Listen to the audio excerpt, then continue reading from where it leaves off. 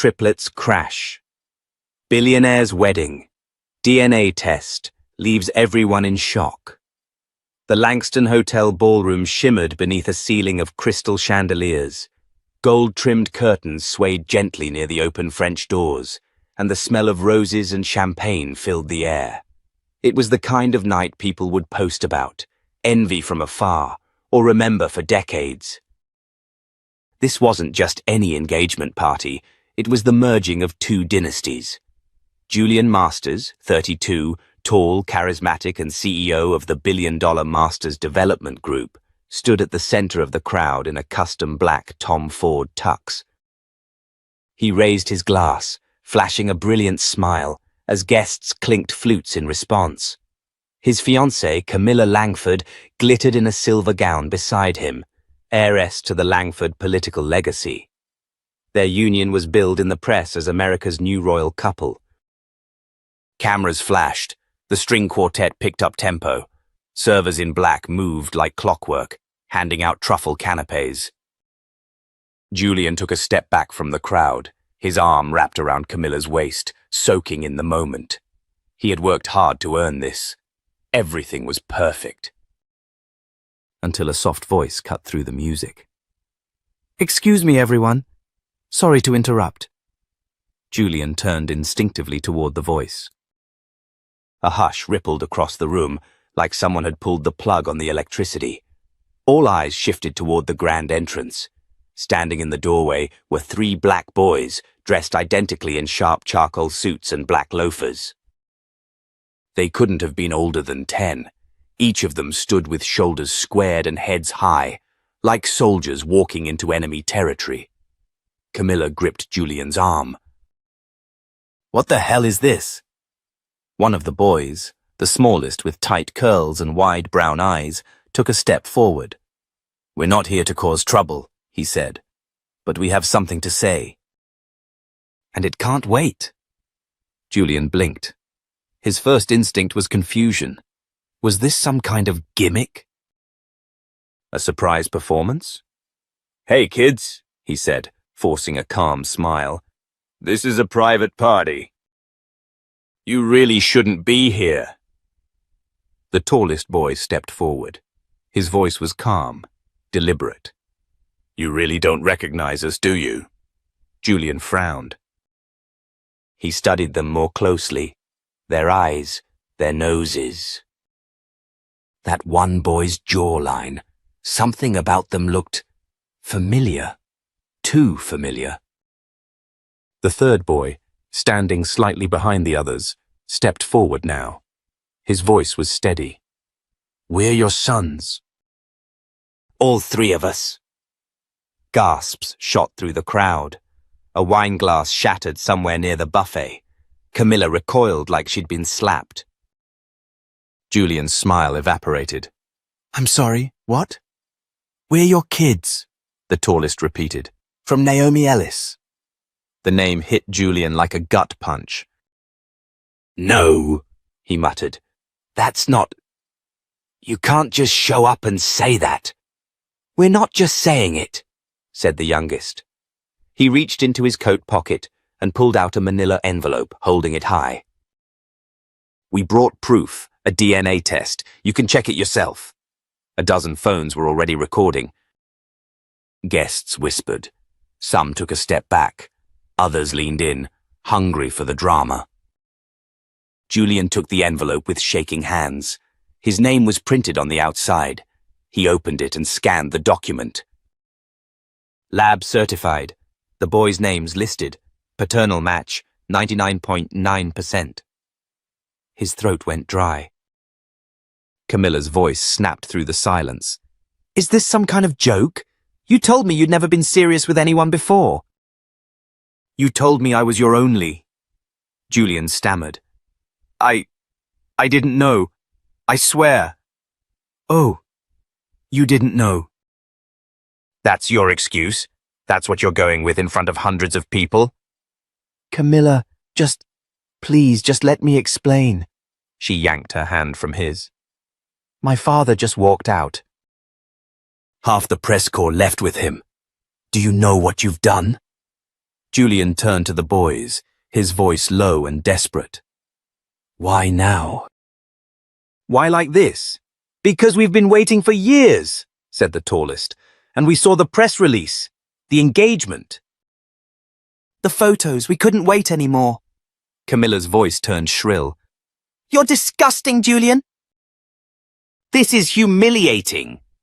She turned on her heel, her heels clacking like gunshots against marble, and stormed out. The string quartet had long since stopped playing. The room was still except for murmurs and whispers. Then, one by one, guests began to file out. Julian stood frozen. He looked down at the document again, trying to breathe. The boys didn't move. Finally, he turned to his assistant, Tony, standing by the bar. Find out who let them in. Who dropped them off? I want names. They came alone, Tony stammered. Security says they arrived in a prepaid Uber.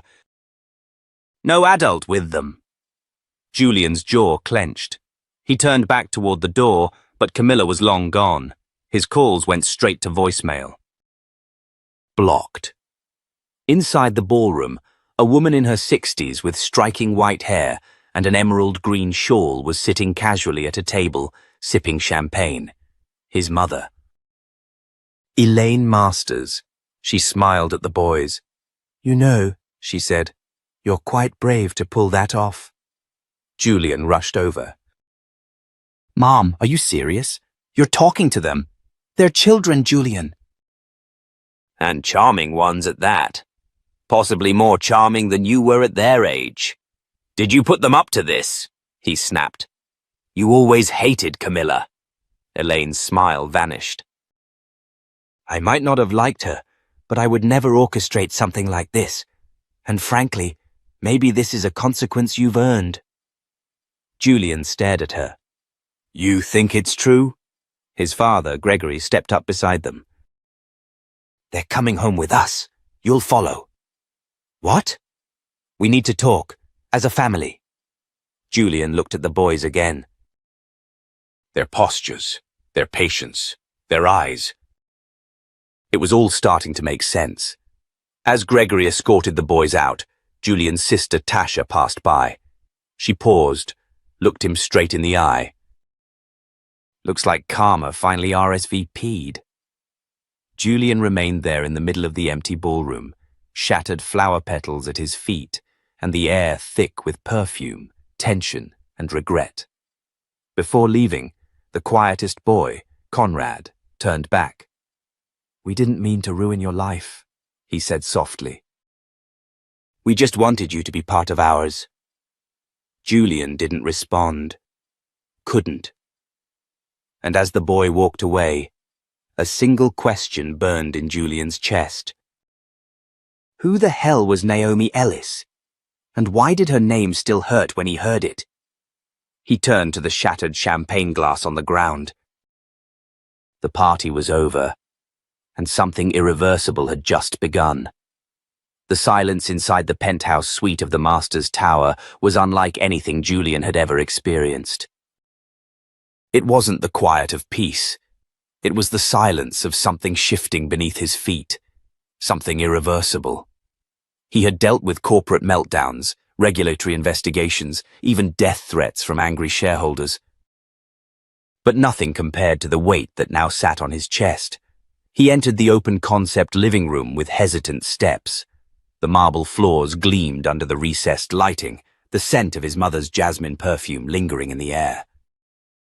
Elaine Masters sat calmly on the white leather sectional, one leg crossed over the other, swirling a glass of Malbec like they weren't in the middle of a personal apocalypse. Across from her, the three boys lounged comfortably, one flipping through a book on his lap, another sketching on a hotel notepad, and the last, Conrad, watching Julian with cautious, quiet curiosity. Julian's father, Gregory, stood near the fireplace, arms folded, exuding that familiar, unreadable stillness that made grown men squirm.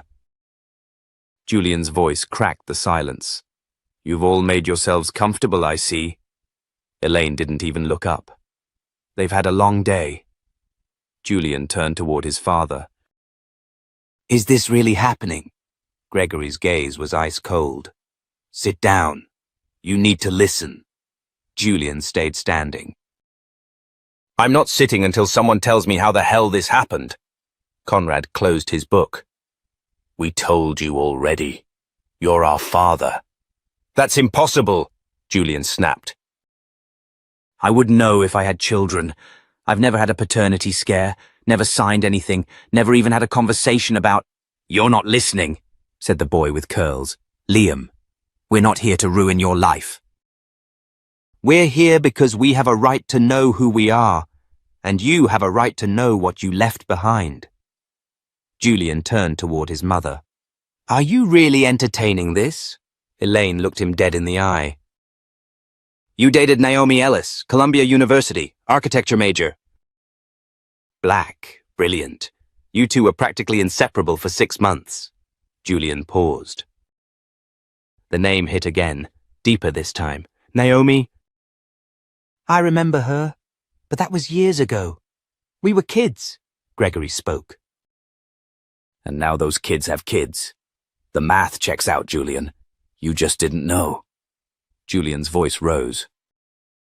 So I'm supposed to believe she had my children and didn't tell me, and now they just show up, uninvited, to my engagement party, with cameras? Do you know how this looks? We didn't come for a photo op, Conrad said calmly. We came because you were getting married to someone who didn't know your full story, and neither did you. Julian poured himself a bourbon, his hands shaking slightly. He drank it in one gulp. Where is she? He asked, setting the glass down harder than necessary. Where's Naomi? She doesn't know we're here, said Blake, the quiet one. We made the decision on our own. Julian blinked. You expect me to believe 3 10-year-olds managed to organize a covert mission to blow up a billionaire's engagement? We're 11, Blake corrected, and we had help from a friend. That's all you need to know.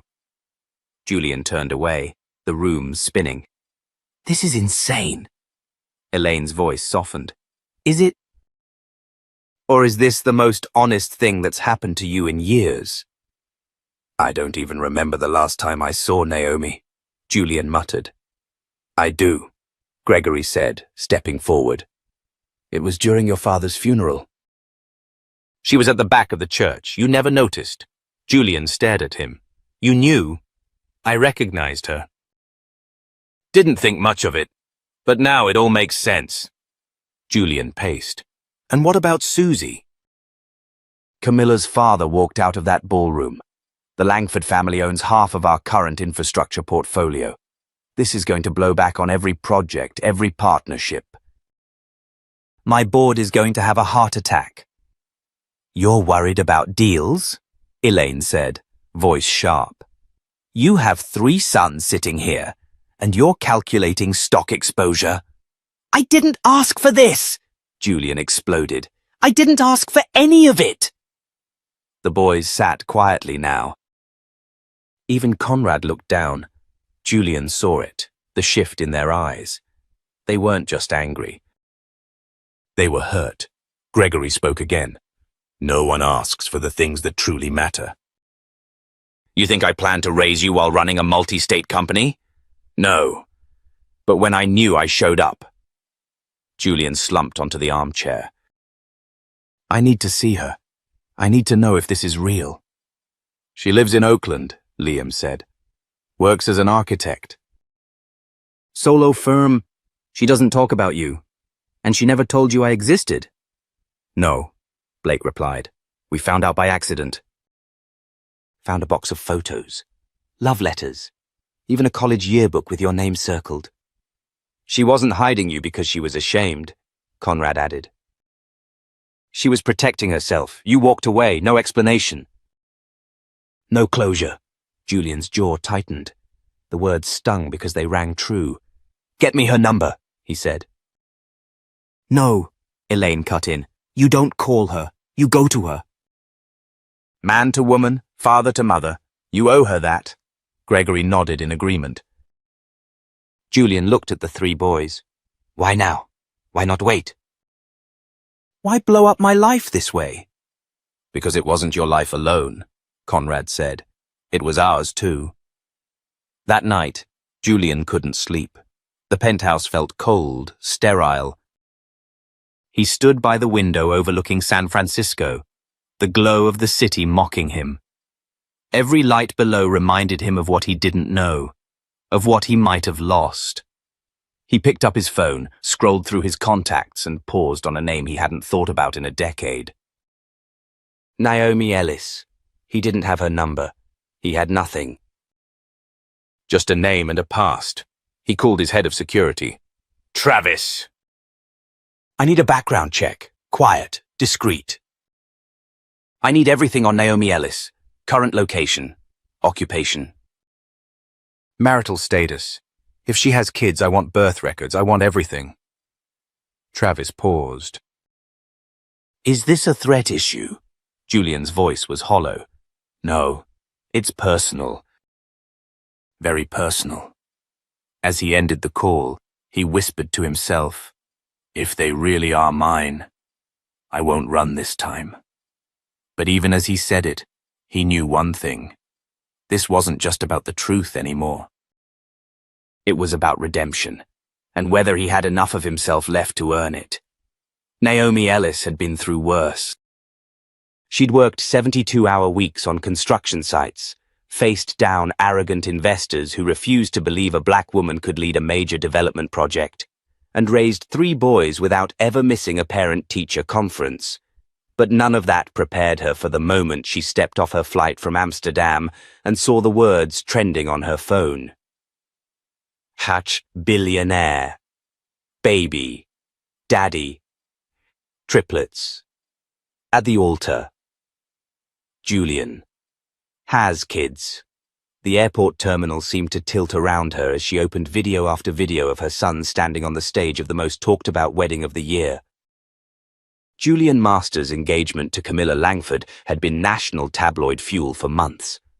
Naomi had ignored every article, every headline. Until now. Because her sons, her boys, had crashed the party. And they hadn't just shown up. They'd brought DNA evidence, called out Julian in front of cameras, and destroyed what looked like the most powerful merger of 2 elite families. On live video, she stood frozen in the terminal, staring at the screen in disbelief. Her phone rang. Tanisha. Girl, came her best friend's voice without preamble. Please tell me you've seen this. I'm watching it right now. Naomi. They shut it down. The whole wedding. Camilla left. The Langfords walked out. Julian looked like he got hit with a freight train. Naomi inhaled sharply, her vision blurring. They swore to me. They said they were staying with Miss Garcia. That they were working on a school project.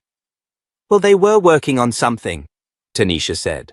I love those kids, but they didn't just go rogue.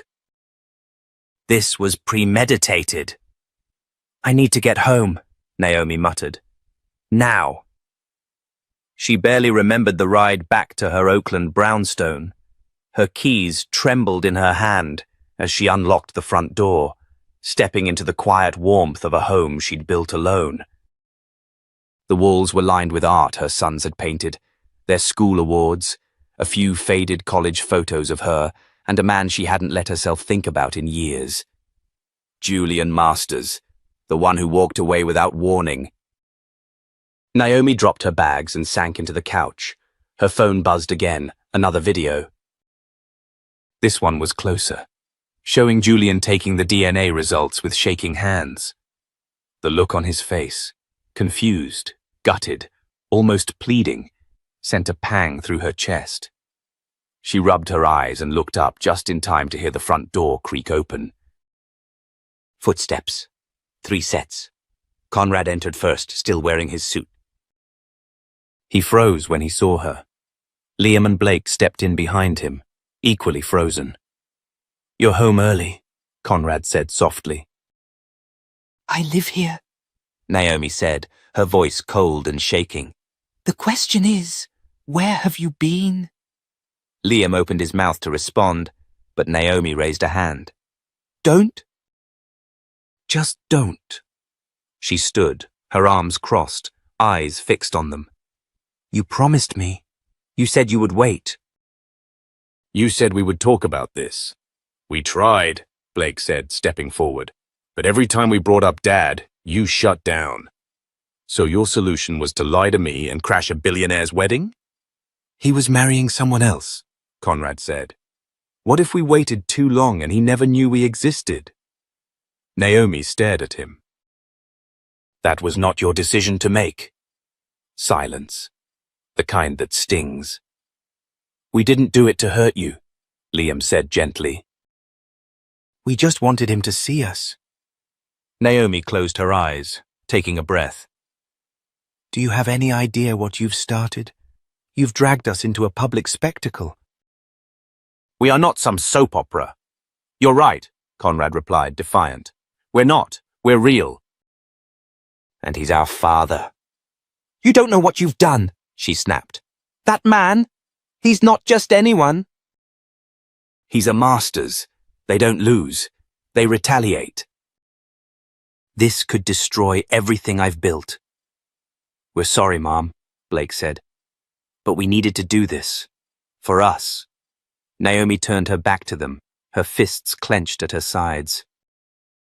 Go to your rooms. We'll talk in the morning. The boys left quietly. She stood alone in the living room, shaking with rage and fear and something worse. Grief. For a version of her life that had just imploded. Her phone buzzed. A call. Unknown number. She let it ring. Then again. Finally she answered. Hello? A pause. Then a familiar voice. Naomi. Julian. She didn't say anything. I saw them. The boys. I know, she said flatly. I didn't know, Naomi. I swear. If I had... You would have what? She interrupted. Stayed? Called? Come back? I don't know, he admitted, but I deserve to know. You left, she said. You got that fancy fellowship, and I never heard from you again. Not a word. I thought you moved on. I saw you once, with a guy. You assumed wrong, she snapped. He was my cousin. We were planning his engagement party. Julian was silent. You abandoned me, she continued. I was 22, alone, and pregnant with 3 babies, and I made it work. Without you. I'm not trying to erase that, he said. I just want a chance to be their father. Naomi's voice was like ice. You don't get to decide that now. They are not a second chance at your legacy. They're not. They're the best thing I never knew I had. There was a beat of silence between them. I want to see you, he said finally. Talk. Not as enemies, just 2 people trying to figure this out. Naomi exhaled. Tomorrow? 1 o'clock, Cafe Verde in Emeryville. I'll be there. She hung up and stared at the ceiling, her heart pounding. Part of her wanted to scream. Another part wanted to cry. But instead, she did what she always did. She went upstairs, tucked her boys into bed, and whispered, I love you. But you have no idea what you've started. Downstairs, the video kept playing, and the world kept watching. Cafe Verde was quiet that afternoon, tucked between a yoga studio and a vegan bakery in downtown Emeryville. The kind of place where tech execs met over matcha lattes and freelancers sat for hours nursing iced Americanos. But today, Naomi wasn't there for leisure. She was there for war. She sat at the back corner table, dressed simply in a fitted black sweater and jeans, her curls pulled into a low bun. No makeup, no armor, Just truth. The clock on the wall read 1:02 when Julian walked in. He looked different. No designer suit, no entourage. Just a navy button-down, sleeves rolled, and jeans that made him look more like a regular man than the billionaire heir to Masters Global. He spotted her instantly, his steps faltering just a moment before he approached the table. Naomi didn't stand. Julian slid into the seat across from her. "You look good." She gave him a hard stare. "We're not doing pleasantries, Julian." He nodded, folding his hands on the table. "Okay, then let's talk." "You said you didn't know," Naomi began. "But I need you to understand how much that not knowing cost me." Julian leaned forward slightly. "I want to understand. That's why I'm here." Naomi's jaw tensed. "I was 22, Julian, fresh out of school. I had job offers lined up, scholarships for grad programs. And then pregnant, with triplets, and you were gone. No warning, no goodbye." "I didn't know," he said quietly. "I thought you ghosted me." "You're serious?" Naomi scoffed. "You thought I disappeared for no reason. Did I ever strike you as the type to walk away like that?" "I was 21, Julian said. "Stupid. Immature. I saw you with some guy at that spot on 10th and I panicked. I assumed. And then London happened, and I buried it." "You buried me," Naomi said, her voice cracking. "You buried the possibility of us. And when things got hard, you vanished." Julian dropped his gaze. "You're right. The server came by to ask if they wanted anything." Naomi shook her head. Julian ordered a water. Naomi took a breath. "I didn't tell you because I didn't want to be that woman, chasing down a man who'd already chosen to leave." "You could have called," Julian said, but his voice lacked conviction. "I thought about it," Naomi admitted. 100 times, but every time I got close, I remembered how easy it was for you to forget me."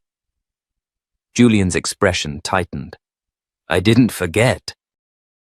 I just convinced myself it didn't matter." Naomi let that hang in the air. After a long silence, Julian spoke again. "They're amazing." "The boys. I spent maybe 20 minutes with them, and they're sharp, brave. They've got your fire. They've got your eyes," Naomi said quietly. Julian looked up. "They're yours." "All three. I never doubted it. I just didn't know how to start that conversation." Julian reached into his jacket and pulled out a thin envelope, placing it on the table. "What is this?" Naomi asked, eyeing it warily. "Legal paperwork, a draft." "No pressure, no expectations, just protection. If anything happens to me, I want them taken care of. There's a trust, medical insurance, and educational support. Everything's in their names, irrevocable." Naomi didn't touch the envelope. "I'm not here for a payday, Julian." "I know that," he said. "That's why I'm doing it. You did everything on your own." "I should have been there." She stared at him.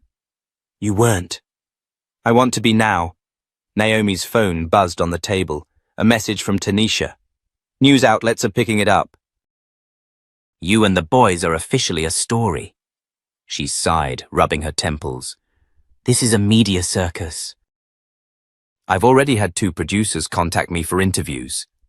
"They'll twist it," Julian said. "That's what they do."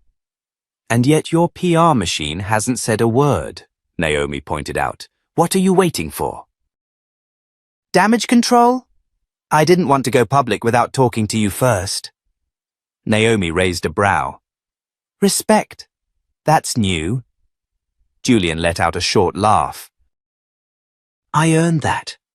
Before Naomi could respond, a familiar voice cut through the cafe. "Well, this is cozy." They both turned to see Camilla Langford standing near their table, dressed in a crisp ivory suit, her blonde hair pulled back like a polished dagger.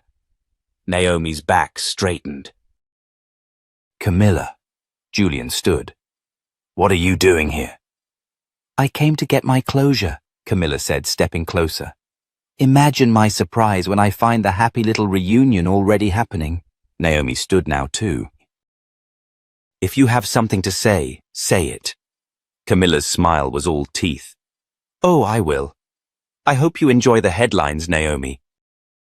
Because as of this morning, my father's media contacts are preparing a very detailed article about you, the mysterious woman who trapped a billionaire with 3 fatherless children.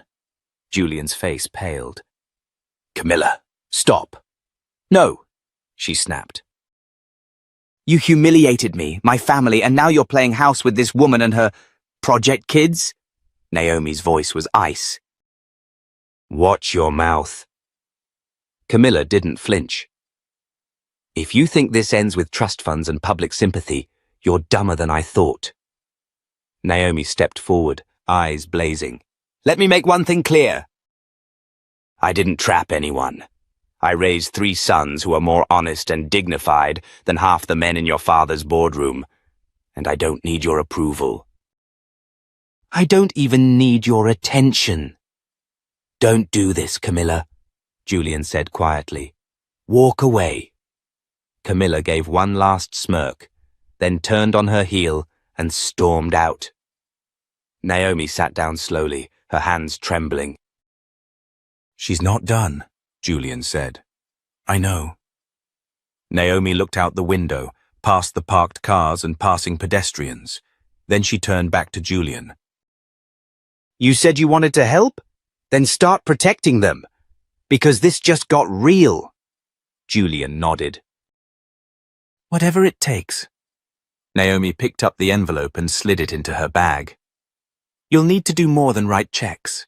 You'll need to choose sides. Julian met her gaze without flinching.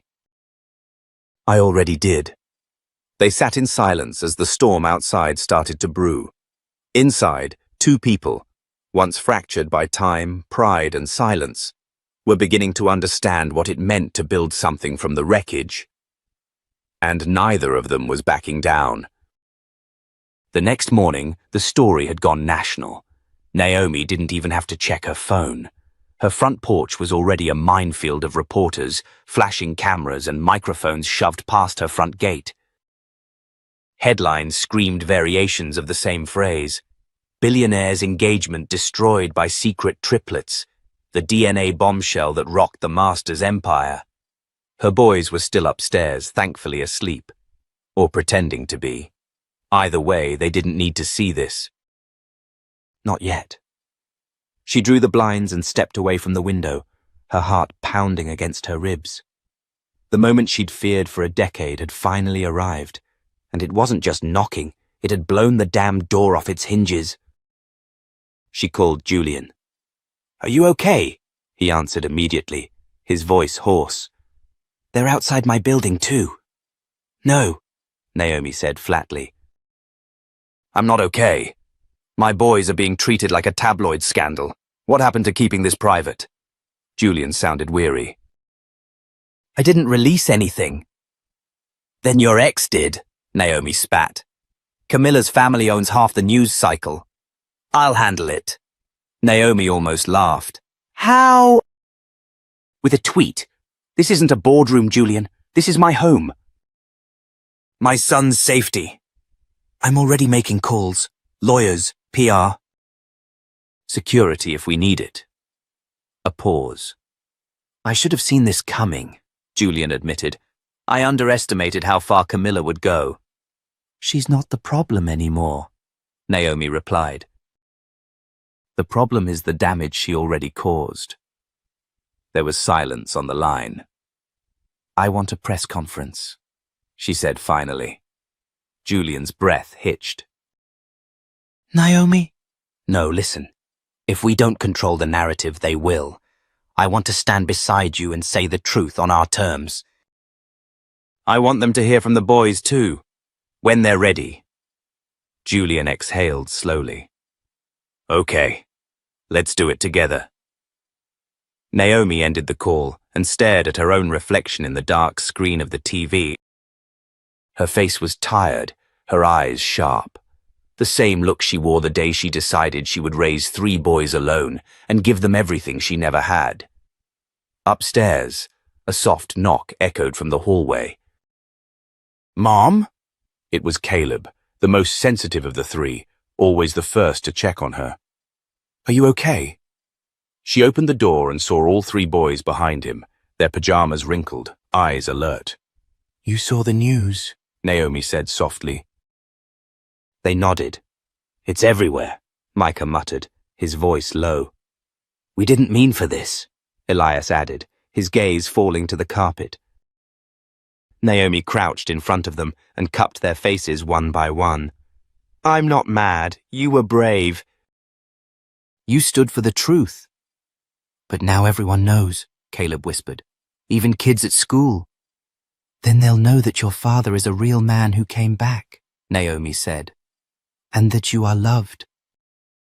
Fiercely. By both of us. She paused. "Do you want to meet him again?" Micah hesitated. "Is he staying this time?" Naomi nodded. "He says he wants to." "Then yeah," Micah replied. "We want to." That afternoon, Julian picked them up in a black SUV with tinted windows. His driver, a former Secret Service agent, greeted Naomi by name. There were no cameras following them this time. Julian had pulled favors with powerful friends and the streets near Naomi's home had been cleared of press by noon. The meeting was held at a quiet venue in downtown Oakland, surrounded by towering trees and secured like a presidential briefing. Julian had called in his media team and arranged a live stream. The goal, transparency. But what Naomi didn't expect was the twist that came an hour before the cameras rolled. "I need to tell you something," Julian said, pacing the green room while Naomi and the triplets sat nearby. Naomi raised a brow. "Now's not a great time." Julian looked haunted. Camilla didn't just leak the story. She fabricated documents, tried to frame the boys' birth certificates as forgeries. "She claimed you forged the DNA." Naomi stood up. "She what?" "She's filing a lawsuit," Julian said. "Defamation. Fraud. Attempting to manipulate inheritance rights." Naomi's chest constricted. "That's insane. She's not after truth. She's after revenge." "Let her come," Naomi said coldly. "We'll bury her in evidence." "I already had my legal team file a cease and desist, but we need to go further." Julian pulled out a folder and handed it to Naomi. "I want to make this official. I want legal recognition of the boys as my heirs. Publicly." "Permanently?" Naomi opened the folder. Inside were papers, guardianship confirmation, name additions, even school transfer offers to elite private academies. "You're serious?" she murmured. "I've never been more serious," Julian said. "They're my sons, and I want them to have the name, the legacy, the protection that comes with it." Naomi's throat tightened. "What if this backfires? What if this paints an even bigger target?" Julian stepped closer. "Then let them come for me." "But they will never touch you, or them." When the conference began, the room was tense. Julian stepped up first, addressing the crowd of reporters and live stream viewers with poise. "My name is Julian Masters," he said, "and for the last 10 years, I've lived with a blind spot in my life. That ends today." He introduced Naomi, who walked onto the platform with her shoulders square, chin lifted. "I raised 3 sons, alone, not because I was abandoned, but because I chose not to chase a man who had left without warning. Now that man has returned, and for the sake of our children, we're building something new. Not perfect, but honest." Then, to everyone's surprise, the triplets joined them on stage. Caleb took the mic first. "We're not here to embarrass anyone," he said. "We just wanted to meet our dad." Micah added, "We're proud of our mom." "She's the strongest person we know," Elias concluded. "And we're proud to be masters, because we made it through, even before we had the name." The press was stunned. Even the most jaded reporters looked moved. After the event, Julian and Naomi stepped off stage and watched the room buzz. "Camilla's already spinning," Julian said, reading a text from his assistant. "But she won't win." Public sentiment shifted the second they saw your boys.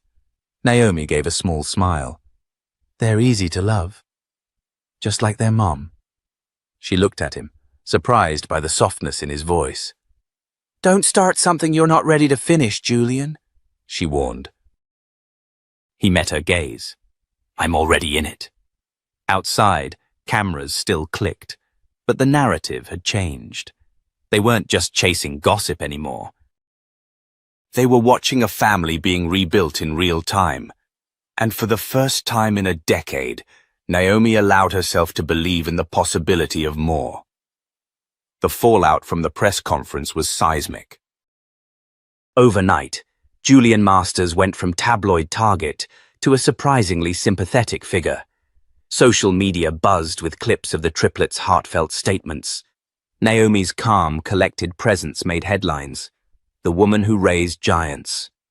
Even former critics of Julian now praised his decision to publicly recognize his sons and sever ties with Camilla. But Camilla wasn't retreating quietly.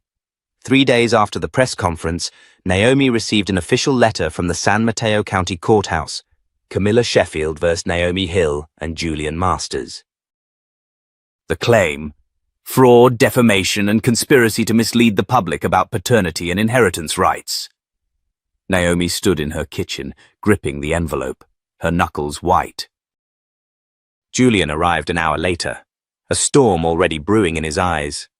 "She went through with it," Naomi said, handing him the letter. Julian scanned the pages, jaw tight. "I figured she might, but not this fast. Can she actually do this?" He sighed. "She can file. But it won't stick, especially not with the DNA results, my legal declaration, and the public announcement." "But that doesn't mean the damage won't ripple," Naomi said. "The boys have school, friends, a life." "What if this drags on for months?" Julian looked up, his eyes softening. "Then we fight together, and we shield them every step of the way."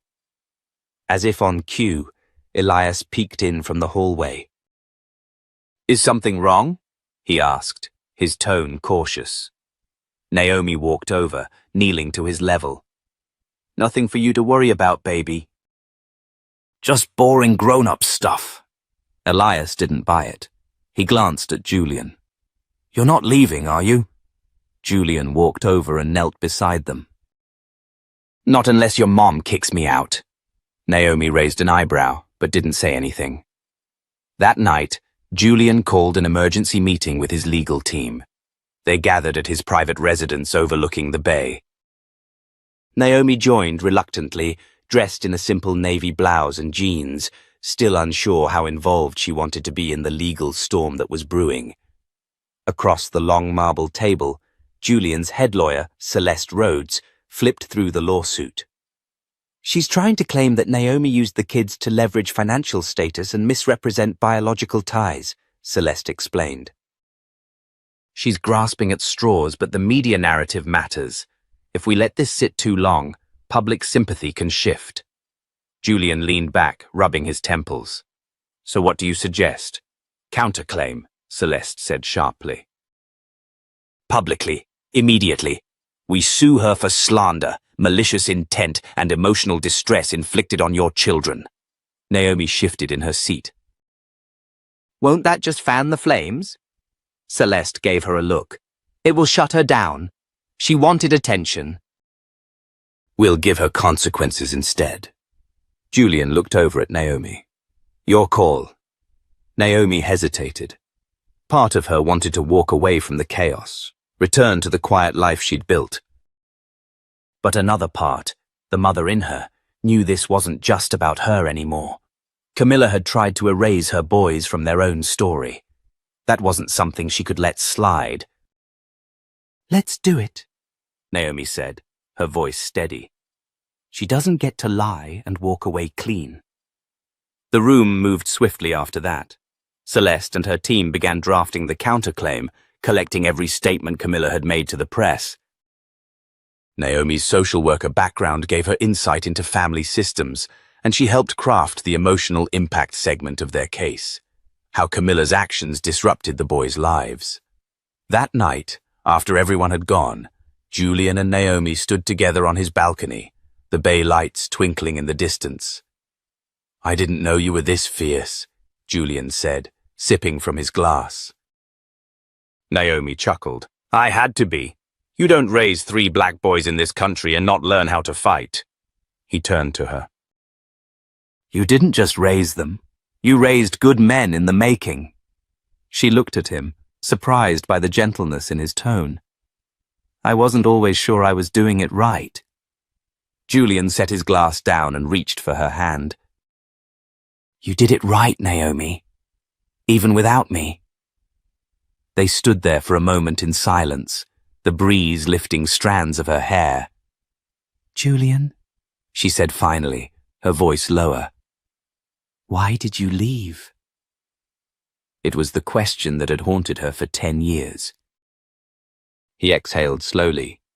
"Because I was scared. I didn't know I'd gotten you pregnant. I got that job in New York and took it without looking back. I thought I was chasing something bigger. I didn't realize the biggest thing I ever had was already right here." Naomi studied his face, trying to find the lie. But there was only regret. "I hated you for so long," she whispered, "and I told myself I didn't. But I did." "I know," he said. "I hated myself too." She looked away, blinking fast. "You don't get to fix everything overnight," she said. "I'm not trying to," Julian replied. "I just want to be here now." The next week, Camilla escalated again. She went on national television and gave a venom-laced interview claiming Julian had cheated on her with Naomi and that Naomi had groomed him in college. It was absurd, but it went viral. Suddenly hashtags were trending, with people choosing sides. Julian's team moved fast. Celeste leaked their counterclaim details strategically. A former employee of Camilla's came forward, anonymously, with a signed affidavit. Camilla had been planning the media leak for over a year. It wasn't retaliation. It was premeditated sabotage. Then, the bombshell dropped.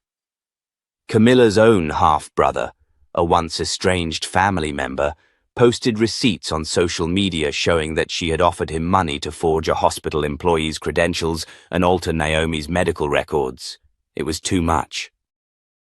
The case collapsed. Camilla was discredited, her media appearances pulled from syndication. She was issued a gag order and fined for contempt of court. Her social media accounts were flooded with backlash, and sponsorships pulled out. Within days, she disappeared from the public eye. Julian walked into Naomi's kitchen one morning, holding up the final legal document. "She's officially gone," he said, dropping the papers on the table. Naomi stared at them in disbelief. "Just like that?" "She messed with the wrong family." For the first time in months, Naomi felt the tension leave her shoulders. The storm was over. That night, they sat on the porch watching the boys play basketball in the driveway. "They're happy," Julian said. Naomi smiled. "They're starting to believe you'll stay." "I'm starting to believe I deserve to." She didn't reply, but she didn't move her hand away when he reached for it. And in that quiet moment, no cameras, no noise, no war, Naomi realized something terrifying and wonderful. She wasn't angry anymore. The weeks that followed were, for once, quiet. Peaceful even. With Camilla legally silenced and Julian's public image restored, the family settled into something close to normal. Naomi went back to teaching part-time at a local community college, the Triplets returned to school, and Julian, well, he started showing up more. At school pickup, at weekend breakfast, at doctor's appointments, at bedtime stories. It wasn't that he was suddenly a perfect father. He still fumbled over algebra homework and occasionally forgot whose turn it was to sit in the front seat. But he was there, present, and for Naomi, that was the part she never thought would happen.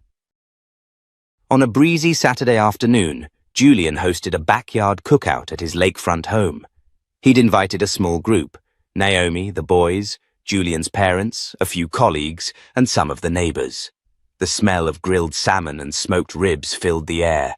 Kids chased each other across the lawn, and someone had set up an old Bluetooth speaker that alternated between Marvin Gaye and Doja Cat. Naomi wore a soft yellow sundress that floated when she walked. Julian couldn't take his eyes off her. "You should tell her," his sister Miranda said, nudging him as she balanced a plate of corn on the cob and coleslaw. "Before someone else does." Julian glanced at Naomi, who was laughing with one of the triplets, Elias probably. "Tell her what?" "That you're planning to propose. You think we haven't noticed the way you keep checking your pocket every 5 minutes? Just do it already." Julian swallowed. "She's not ready." Miranda rolled her eyes. "Neither were you." Before Julian could reply, a voice cut through the crowd. "Naomi?" Naomi turned, confused. A tall man in a navy blazer and jeans stood just outside the yard. He looked to be in his mid-40s, with sharp features and a striking resemblance to Julian. Julian's entire posture shifted. "Uncle Reggie?" he muttered. The man stepped forward, removing his sunglasses. "Long time, Jules." Julian tensed. "What are you doing here?" Naomi watched the exchange carefully. There was a shift in energy. The easy vibe of the party dissolved into something taut and electric. "I heard about the boys," Reggie said. "I wanted to meet them." "And her?" He looked at Naomi. Naomi's eyes narrowed. "Your family?" Julian exhaled heavily. "My father's brother. He hasn't been around in years." "Correction," Reggie said smoothly. "Your father made it clear he didn't want me around.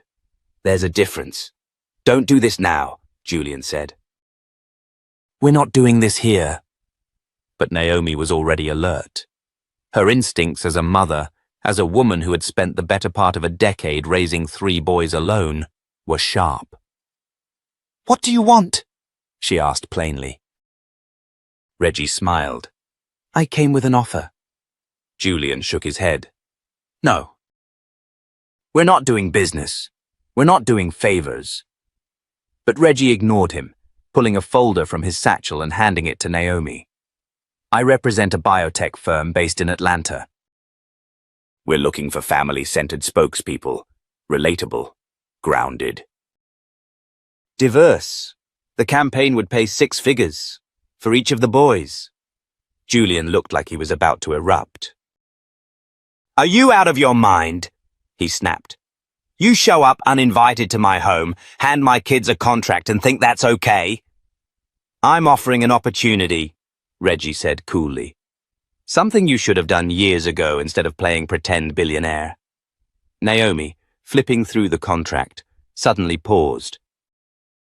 "Wait," she said, looking up at Reggie. "Why do you have their birth dates, medical history, and school records in here?" Julian stepped forward, snatching the folder. "What the hell is this?" Reggie didn't flinch.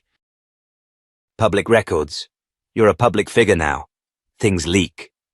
"No, this is more than public."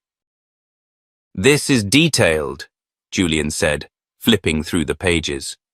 "How did you even get access to this?" Naomi's voice was suddenly sharp. "Did you hack into our accounts?" Reggie smiled faintly. "I have people." "Get out," Julian said, voice low, dangerous. Reggie turned toward Naomi. Think about the offer. You're a smart woman. Raising 3 boys is no joke. This could set them up for life. Naomi stood her ground. They already are, without your help. Reggie gave a slight bow, turned, and walked away. But the damage was done. Later that night, after the guests left and the triplets had gone to bed, Julian and Naomi sat in the quiet of his living room, the folder between them. You believe he had this info before the press conference? She asked. Julian nodded. He's a snake, always has been. But he's also rich, connected and vindictive. You think he's behind Camilla? Julian hesitated.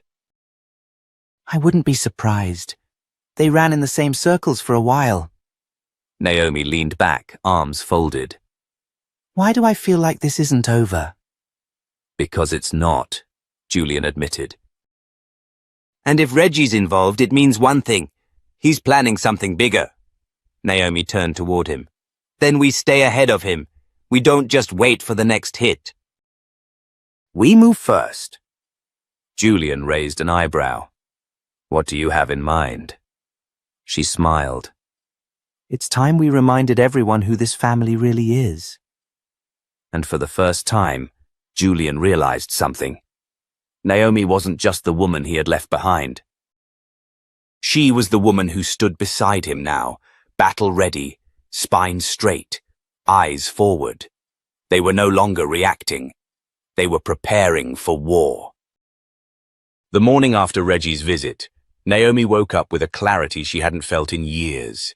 It was as if the years of raising 3 boys on her own, juggling 2 jobs, swallowing back hurt and disappointment, had all been leading to this moment. Not one of collapse, but of quiet, measured strength. Julian was already up, standing by the floor-to-ceiling windows in his home office. His phone was buzzing non-stop. News alerts, investor group messages. Whispers that Reggie might be angling for a board takeover at one of Julian's subsidiaries. It was a classic power move. They're gonna come for you, Naomi said, walking in and gently placing a cup of coffee on his desk. Julian didn't look away from the glass. Let them. She took a seat across from him. We need to think this through. Not emotionally, not out of pride. Reggie plays dirty. He knows how to make a mess look like a revolution. Julian finally turned to face her. What would you do? Naomi smiled softly. Fight back. But with precision.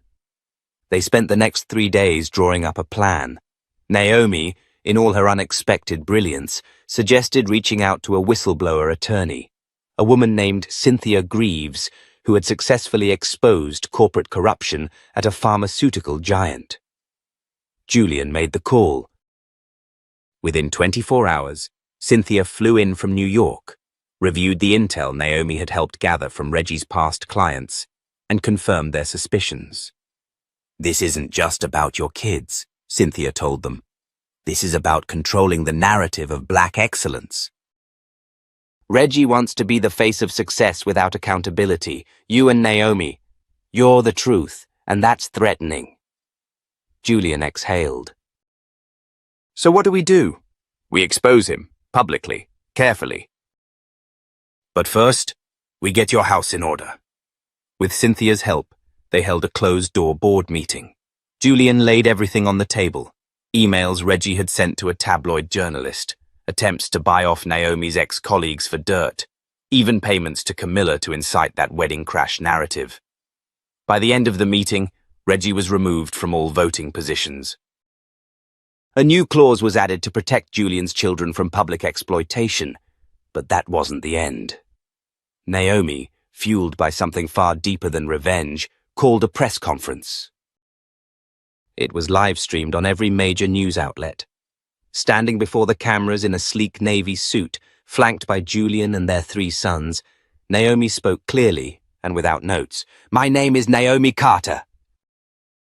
I raised these boys on my own for 10 years, not because I wanted to, but because I had to. Their father and I, We lost each other in the noise of youth and ambition. But our children never stopped believing, and they brought us back. She paused, looking straight into the cameras. They say a black mother is made of steel. But I'm not. I've broken down behind closed doors more times than I can count. I've been afraid. Angry. Alone.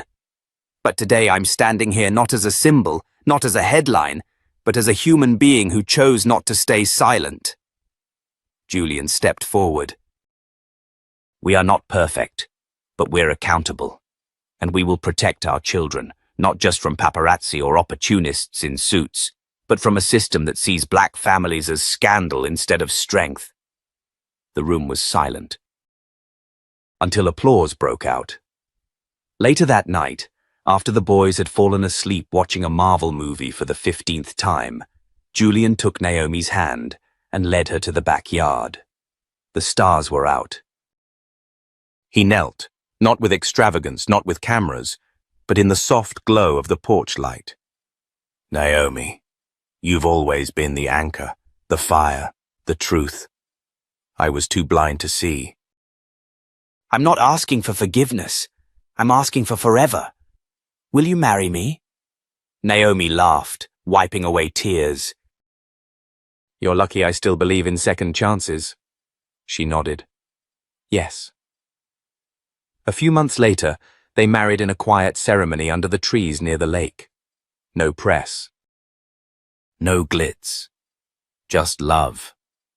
And on the day of their wedding, Julian knelt again, this time before the triplets, and handed each of them a ring. These are not just symbols, he said, voice trembling. They're my promise to always be your father. No more missed birthdays. No more wondering. I'm here. I'm yours. Forever. Elias hugged him first, then Micah, then the ever-serious Isaiah. And for once, Julian let himself cry. Because in the end, this wasn't just a redemption story. It was a story of returning, of fighting through ego, mistakes and shame to choose love. Real, messy, transformative love. So, to all those watching, to every single parent who's ever carried more than their share, to every child who's felt forgotten, to every man or woman who's walked away and still has time to come back, this story is for you. Because no matter how far gone you think you are, there's still a road home. If this story touched you, if you believe in redemption, in family, in second chances, subscribe to our channel, drop a comment, and share it with someone who needs to hear it. We've got more stories that will move your soul. This was Black Triplets Crash Billionaire's Wedding. DNA test leaves everyone in shock. And we'll see you in the next one.